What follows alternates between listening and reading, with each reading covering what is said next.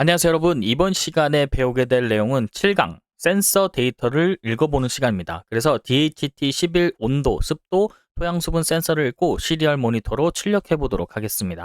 자, 6강에 이어서 지난 시간에 배운 것들을 정리해 보도록 하겠습니다.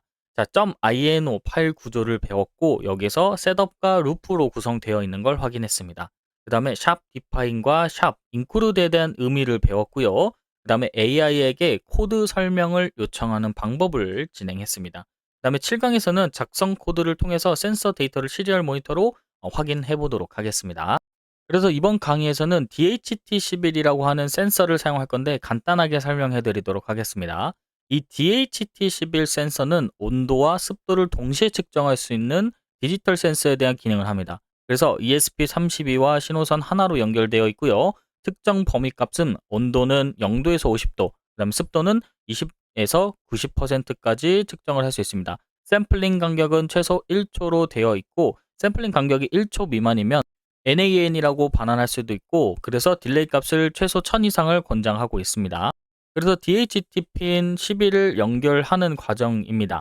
이 연결에 대한 부분은 제가 나올 때마다 한 번씩 설명을 드릴 거지만 이 강의에서 말씀드리고 있는 연결 강의는 따로 있습니다. 그래서 여기서 설명드리는 핀에 대한 연결 부분은 실제 키트가 없는 분들 위주로 진행을 할 수도 있고 키트가 있는 분들은 그 키트에 대한 영상을 먼저 참고하신 다음에 그다음 연결하시고 이 소프트웨어 강의를 들어주시는 걸로 진행을 하고 있습니다.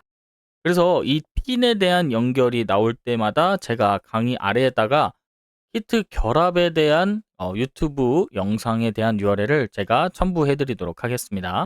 그래서 핀 연결에 대한 개념적인 부분은 제가 따로 설명하진 않을 겁니다. 그래서 앞에 있는 기준으로 뭐 주의사항하고 그 다음에 핀 연결, ESP32 연결 부분들이 따로 있고 25번 핀이라는 것만 알고 넘어가도록 하겠습니다. 자, 그래서 여러분들이 그 강의를 보고 모두 연결을 하신 상태에서 진행을 하셔야 됩니다. 라이브러리 설치에 대한 부분이고요. 아두이노 IDE를 여러분들이 없다면 설치하시고 있다면 그대로 여셔가지고 도구를 클릭하시고 라이브러리 관리로 들어가신 다음에 DHT 그 다음에 센서 라이브러리를 검색을 하신 다음에 아다프루츠라고 되어 있고 DHT 센서 라이브러리 선택하시고 설치하시면 됩니다. 그 다음에 뭐 경고 문구 같은 게 뜰 수도 있습니다. 모든 의존성 설치 뭐 이런 문구가 뜨는데 그러면 여기서 확인 눌러서 설치하시면 됩니다. 자, 그러면 우리도 실습으로 넘어가서 같이 한번 진행해 보도록 하겠습니다. 우선은 아두이노 IDE를 켜줬고요. 그 다음에 왼쪽에 라이브러리 형태로 우리가 되어 있는 게 있습니다. 이걸 클릭해서 DHT 센서 그 다음에 라이브러리라고 입력을 해주시면 됩니다. 그럼 여기서 by adafruit라고 하는 부분에 우리가 설치를 진행을 해주시면 되고 1.4.6 버전으로 설치를 해주시면 되겠습니다. 저는 설치가 되어 있기 때문에 업데이트라고 되어 있는데 일단은 1.4.6으로 진행해 보도록 하겠습니다. 자, 다음 부분은 AI 프롬프트를 통해서 센서 코드를 요청해 보도록 하겠습니다. 너는 ESP32 C++ 전문가야 라고 해서 RTCF를 맞춰서 작성을 해주고 위 조건으로 프롬프트를 구성해서 여러분들이 AI에게 요청을 진행해 보시면 되겠습니다.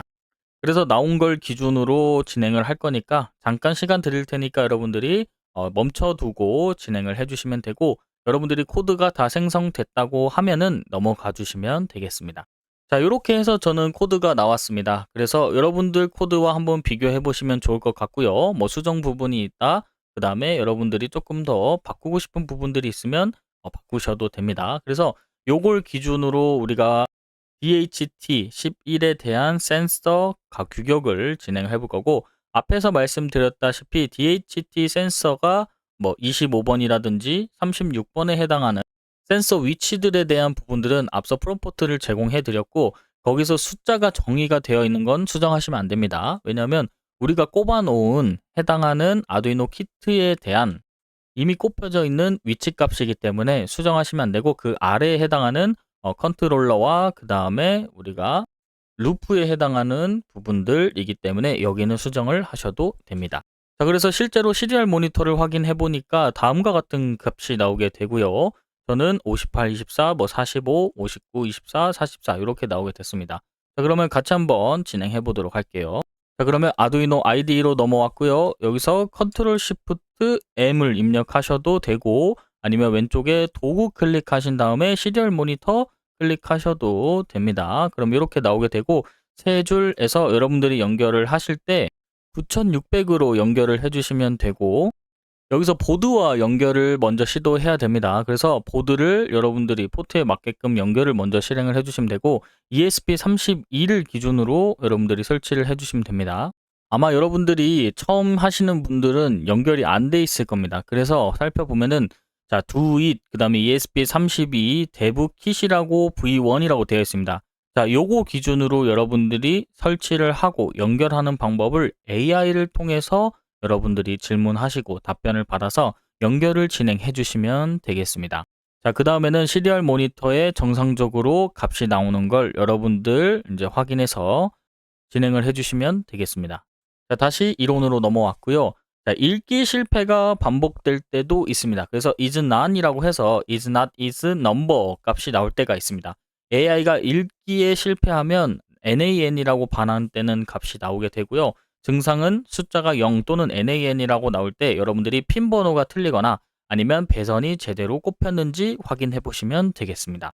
그리고 컴파일에 대한 부분이고요. 에러 메시지를 AI에게 복사 붙여넣기를 통해서 컴파일에 대한 에러가 났을 때 여러분들이 직접적으로 수정하는 방법을 제가 이 템플릿으로 제공해 드릴 테니까 여러분들이 만약 에러가 났다 싶으면은 어떤 에러가 났는지 이 템플릿을 통해서 수정을 해보시는 과정을 진행해 보시면 되겠습니다.